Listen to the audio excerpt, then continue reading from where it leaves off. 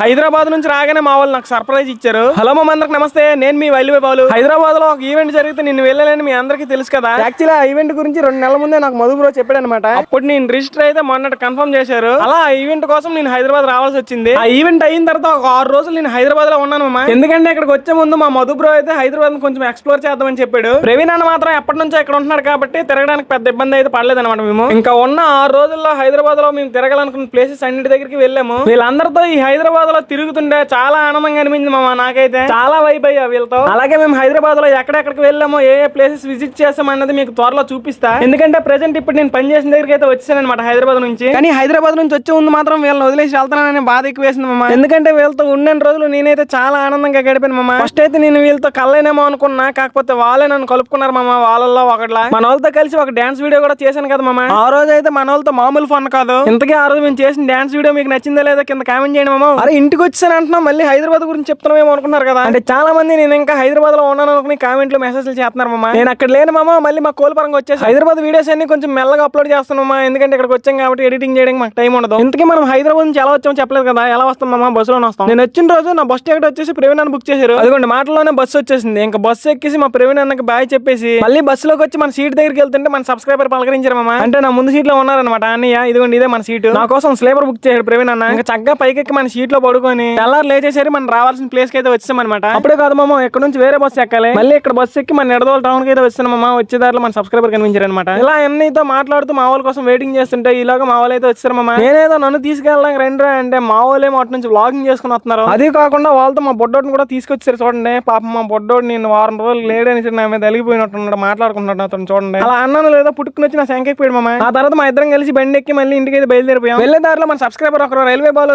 అని పలకరిస్తున్నారు మామ. యా నా పేరు వైల్వే బాల్ అన్న. ఇంకా అన్నయ్యతో మాట్లాడుతూ మెల్లగా మన ఇంటికి అయితే వచ్చామన్నమాట. ఇలా ఇంటికి వచ్చాక మా ఆవిడ రియాక్షన్ చూద్దాం అనుకున్నాను కానీ నేను వీడియో తీయడం మర్చిపోయాను. నా కోసం ఏం తెచ్చావా బావని అడిగితే ఇదిగో మీ ప్రవీణ్ అన్న ఇచ్చిన గాజులు తెచ్చానని చెప్పా. ఏం గాజులు అబ్బా అని దాన్ని ఓపెన్ చేసి చూస్తే ఇవ్వగను మామ ఈ గాజులు అనమాట. ఇవి వచ్చేసి చార్మినార్ దగ్గర తయారు చేసిన లక్కా గాజులు మామ. మా ఆవిడకి బాగా నచ్చినట్టున్నాయి ఈ గాజులు. తెగ మురిసిపోతుంది ఆ గాజులు వేసుకుని. ఇంతకీ మనకి ఈవెంట్ లో ఇచ్చిన గిఫ్ట్ బాక్స్ ఇంకా ఓపెన్ చేయలేదు కదా. ఇది వచ్చేసి నెక్స్ట్ వీడియోలో అప్లోడ్ చేస్తానులే మామ. ఇప్పటికే వీడియో చాలా లాంగ్ అయిపోయింది.